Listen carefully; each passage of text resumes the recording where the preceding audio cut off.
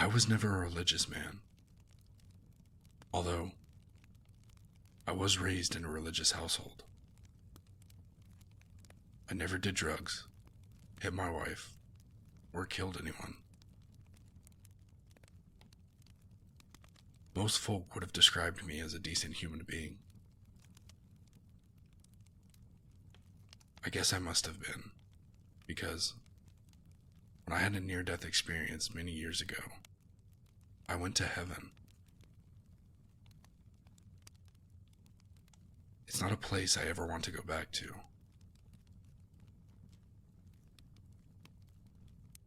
It was some 30 years ago. I went out of the town with my soon-to-be wife, and a drunk driver hit us hard.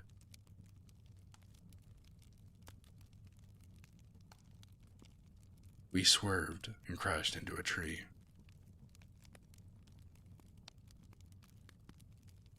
I don't personally remember the next part because I was knocked unconscious, but I was told I was thrown out of the car windshield and landed several feet from the crash site.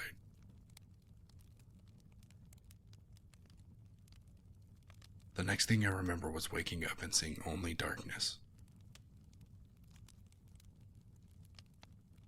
I could hear myself yelling out only to be responded by the echoes of my screams. I could tell my eyes were open, but there was nothing to see in this infinite darkness. I stopped panicking for a moment and remembered I was in some sort of accident. I knew then and there I was dead, and there was nothing now but oblivion. I was wrong, of course. Somewhere, deep in the dark void, something replied to my wails of despair. An inhuman chorus of screams and moans exploded somewhere far away, and it was slowly getting louder. Closer to me. I ran, but I couldn't tell if I was going anywhere. Everything I did to try and get away seemed fruitless until a small speck of light appeared in the distance. The longer and faster I ran, the bigger it got, until it resembled a bright doorway. The light emanating from it allowed me to see my body once again. However, I did not dare look back and see what was chasing me in the dark. The sounds of maybe millions of unholy things appeared like they were right on top of me. Somehow, I managed to outrun whatever was chasing me and escape through the doorway of light. And what I saw made me feel like I was safer in the void. Before me lay destroyed a gate, and beyond it, a city in flames. Its architecture is something that my brain still cannot decipher.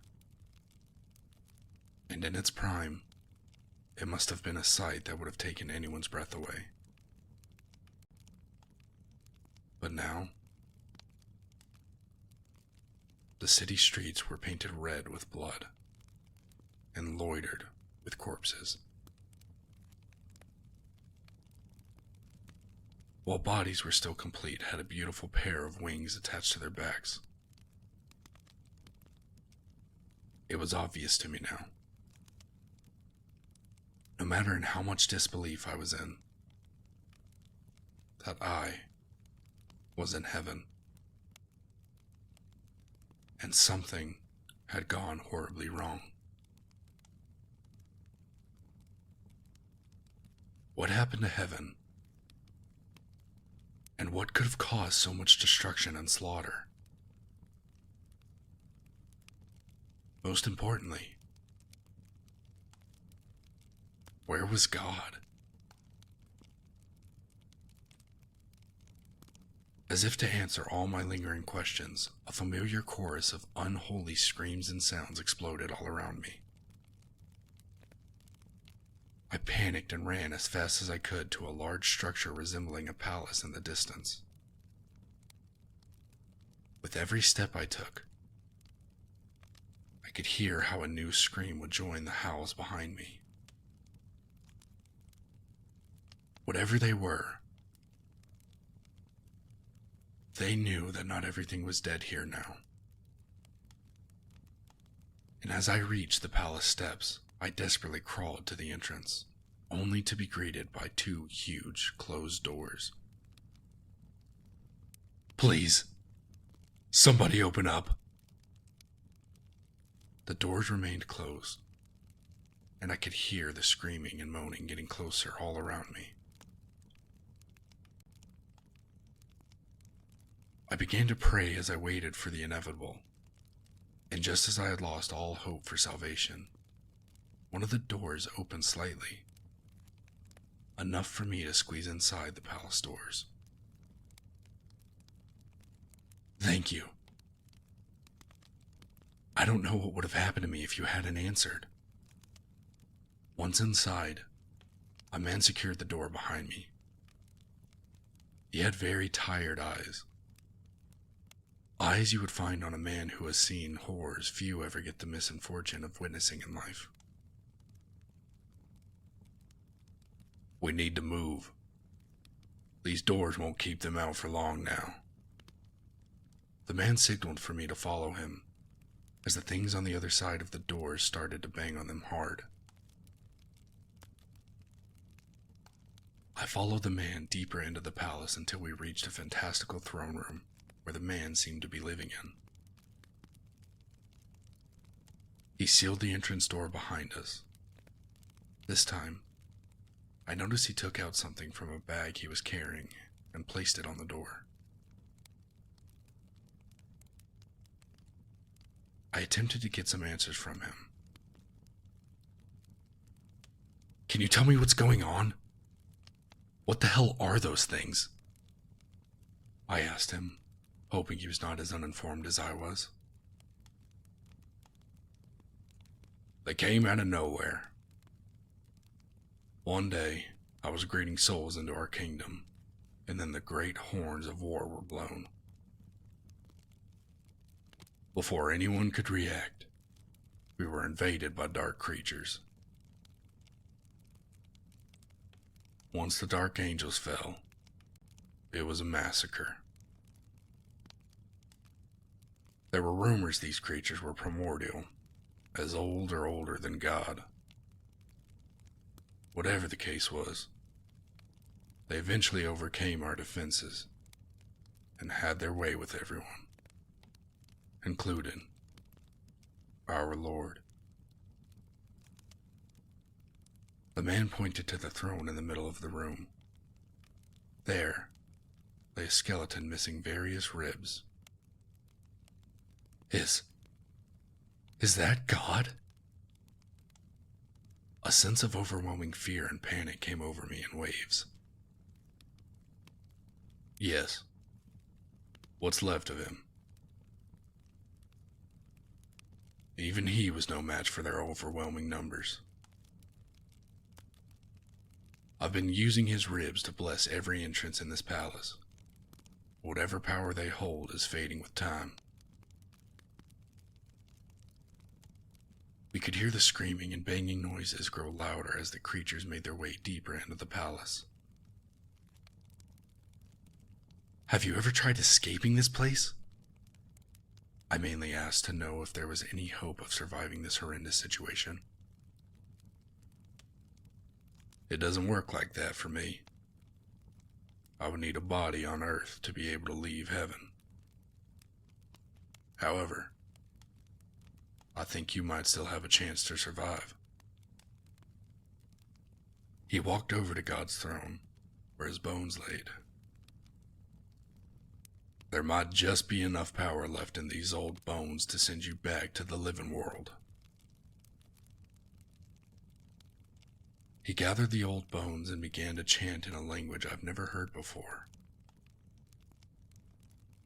While he worked on his spell, I could hear them trying to break down the doors right outside our room. What about you? They're going to burst through those doors any second now. As I said that, black stained arms broke several holes into the doors. It's alright. Just remember this last act of mercy from heaven. Enjoy your new lease on life, and remember not to be too good. There's nothing good waiting for you on the other side. When they broke into the room, I was finally able to see what had been chasing me since I awoke in the void. The only thing I was able to comprehend in front of me was their twisted smiles. One of them grabbed my forearm, and the mere touch burned my flesh. I screamed. I screamed so long and hard the next time I opened my eyes, I was strapped down inside of an ambulance. The EMTs had just finished resuscitating me. My girlfriend was next to me crying and thanking the people around me for bringing me back.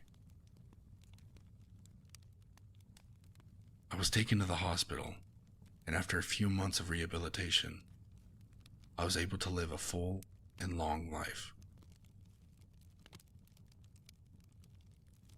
My only regret is that I never told a soul about what I saw after I died. Not even to my precious wife.